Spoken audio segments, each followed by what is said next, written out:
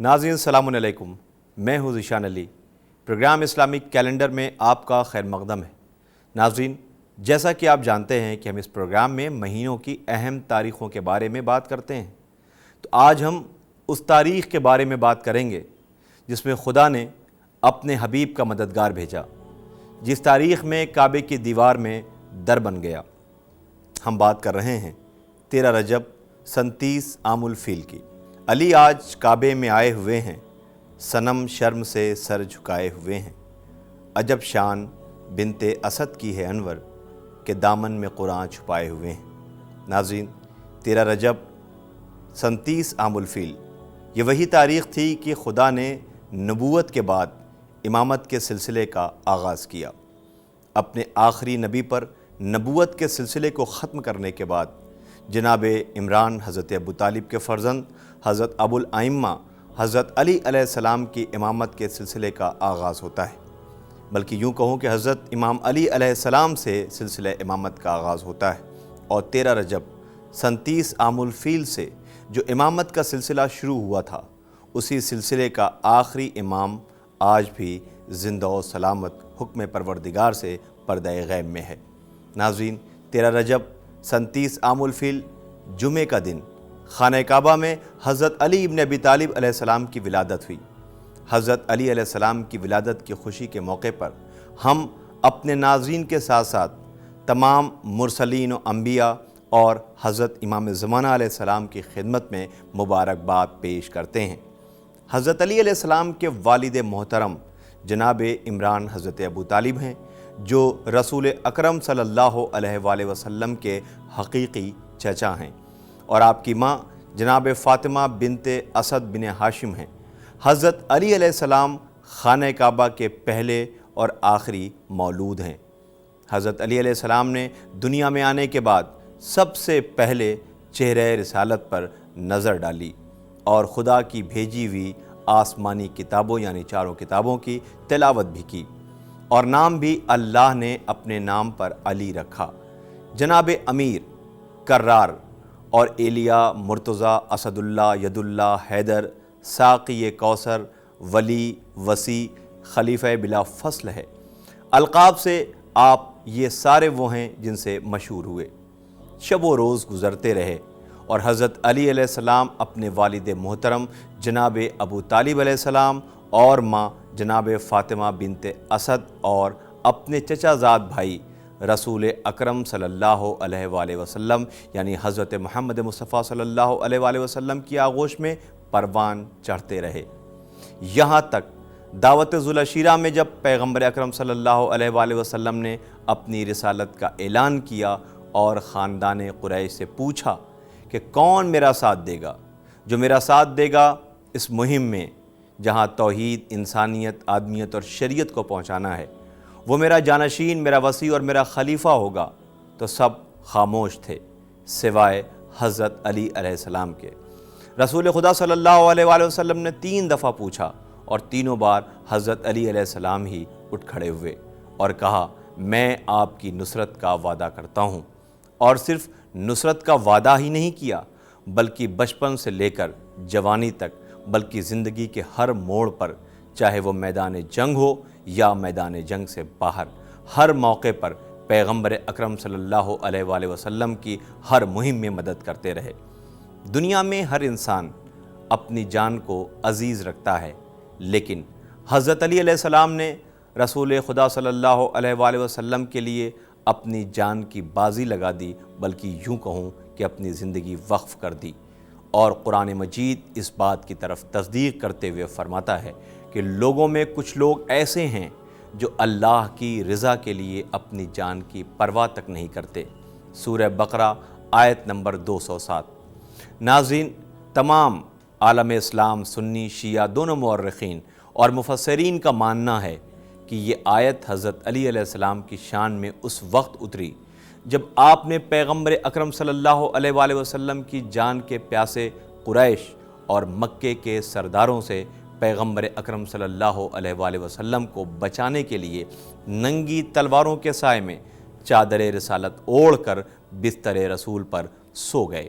ناظرین، کسی کی حفاظت اور جان بچانے کے لیے تلوار چلانا آسان ہوا کرتا ہے، مگر اللہ کے حبیب کی حفاظت میں رات کی تاریکی میں دشمنوں کی چمکتی ہوئی تلواروں کے سائے میں سونا صرف علی کا کام ہے۔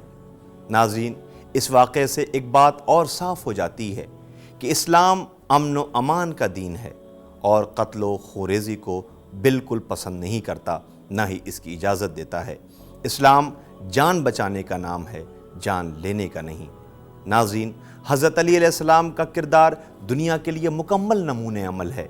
انسان اگر ایک کامیاب زندگی گزارنا چاہتا ہے تو اسے چاہیے کہ وہ حضرت علی علیہ السلام کو اپنا آئیڈیل بنائے۔ حضرت علی علیہ السلام کی شخصیت اگر جنگ کے میدان میں دیکھی جائے تو یہاں بھی منفرد اور سب سے الگ نظر آتی ہے۔ لوگ صرف تلوار چلانے کو ہی شجاعت سمجھتے ہیں، لیکن آپ کی شجاعت بالکل الگ ہے۔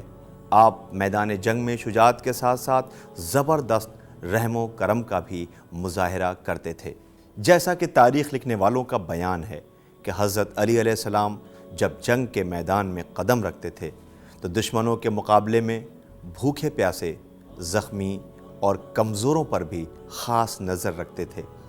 جنگ میں اگر دشمن کو بھی زخموں سے چور دیکھتے تو ان کا علاج کرتے اور بھوکے پیاسوں کو فوراً کھانا پانی فراہم کرتے۔ دشمن سے جنگ میں بھی کبھی بھوکے پیاسے کو قتل نہیں کرتے تھے اور نہ ہی دشمن کا گھر اجاڑتے تھے، کیونکہ ان سب کاموں کو آپ اپنی مروت و شرافت کے خلاف جانتے تھے۔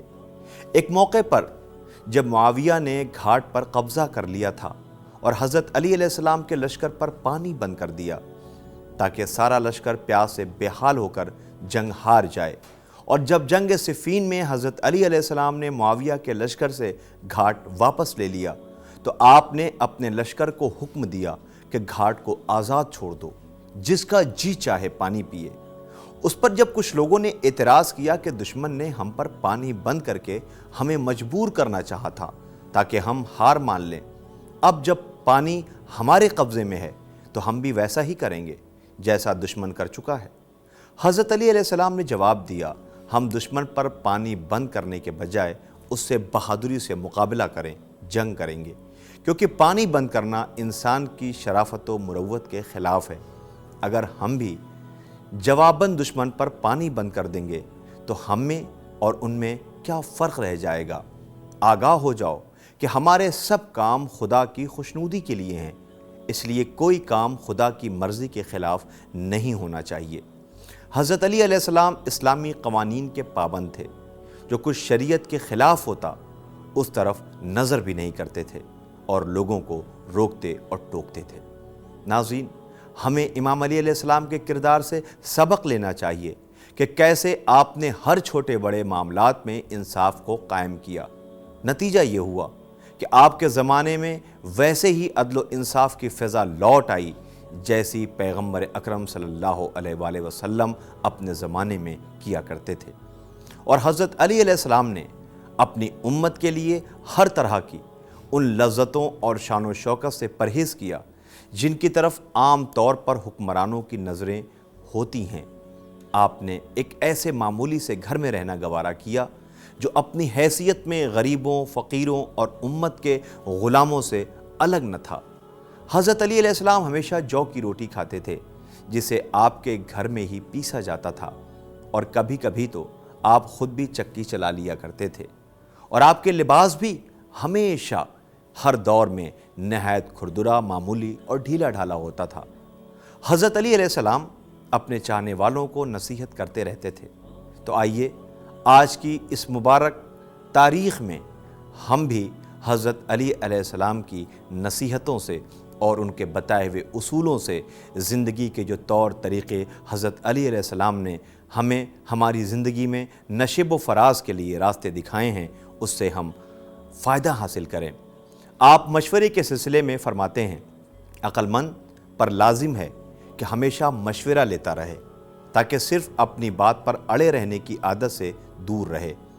اور زبان کے لیے آپ فرماتے ہیں کہ تمہاری زبان تم سے وہی چاہے گی جس کی تم نے اسے عادت ڈالی ہے۔